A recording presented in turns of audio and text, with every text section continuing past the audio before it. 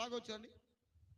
భూమి మీదకి యేసు ప్రభులు వాడు దేవుడుగా రాలేదు, మహిమతో రాలేదు, అధికారముతో రాలేదు.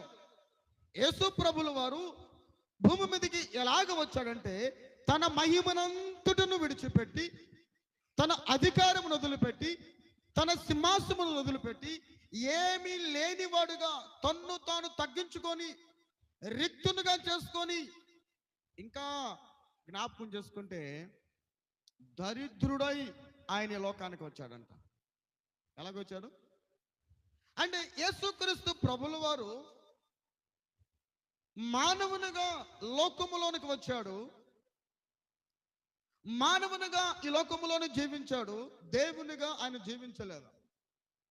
కనుక ఆయన మానవుడిగా లోకములో ఉన్నాడు కాబట్టి ఆయనకు ఏం కావాలి?